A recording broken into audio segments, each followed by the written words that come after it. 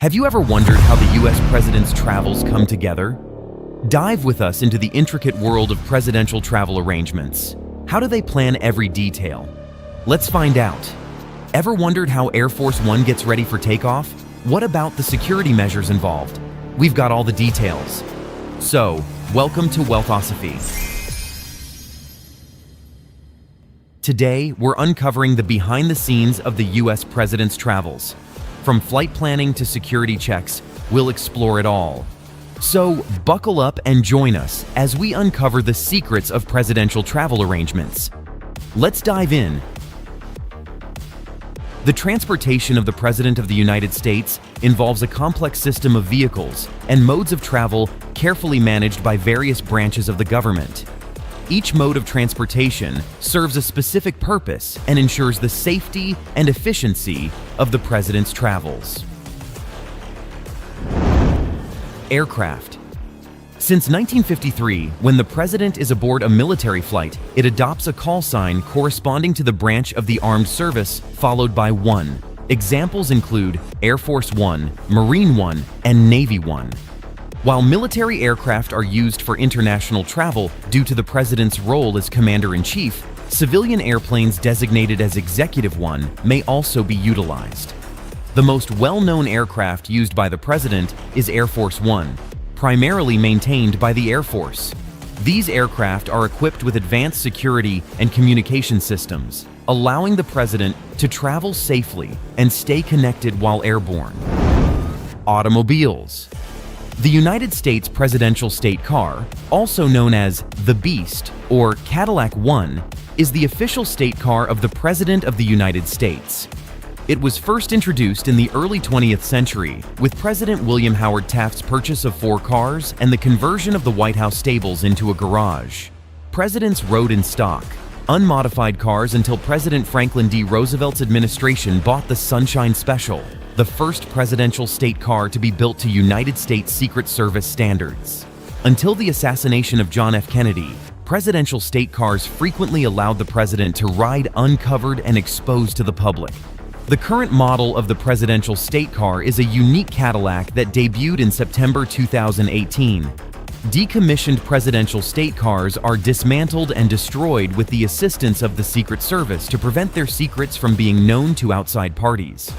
Late 20th century and 21st century presidential motorcades have consisted of 24 45 vehicles, other than the presidential state car, including vehicles for security, healthcare, the press, and route clearing, among others. The first serving president to ride in a car was President William McKinley, who briefly rode in a Stanley Motor Carriage Company steam car on July 13, 1901.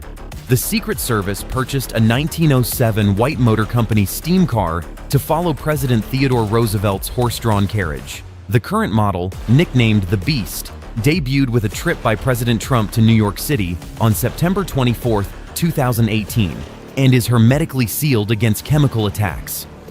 The car features armor made of aluminum, ceramic, and steel, and its exterior walls have a thickness of 8 inches, 200 millimeters.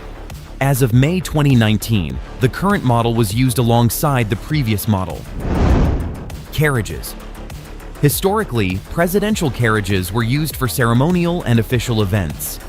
Built by the H&C Studebaker blacksmith shop, these carriages were utilized by presidents such as Ulysses S. Grant, Benjamin Harrison, Abraham Lincoln, and William McKinley. Today, these carriages are on display at the Studebaker National Museum in South Bend, Indiana, preserving a piece of presidential history.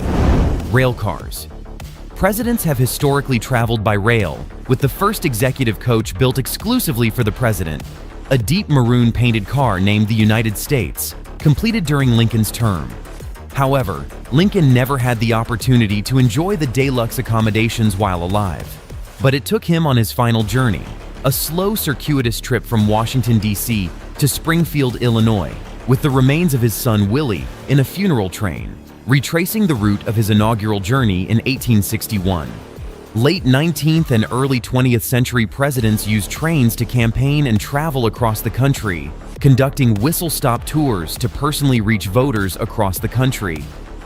Franklin D. Roosevelt made extensive use of the railroad in his 1933 campaign and traveled across the country during World War II aboard U.S. Car No. 1, a train composed of the Ferdinand Magellan Executive Car, a converted hospital car with high-tech radio gear installed for communications, a baggage car to carry the Sunshine Special and other support vehicles, and other cars to accommodate press and the Secret Service.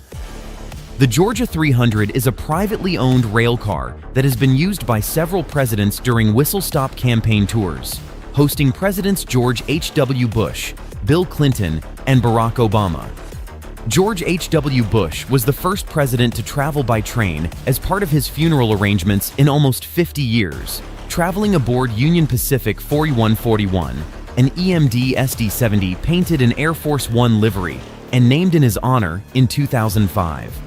Current President Joe Biden frequently used commercial Amtrak service to commute between Washington, D.C. and Delaware during his time as senator and briefly campaigned via train in Ohio and Pennsylvania.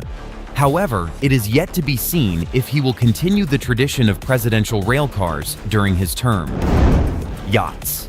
Presidential yachts were once a common mode of transportation for the president. From 1880 to 1977, several commissioned Navy ships served as presidential yachts, offering a luxurious and secure means of travel.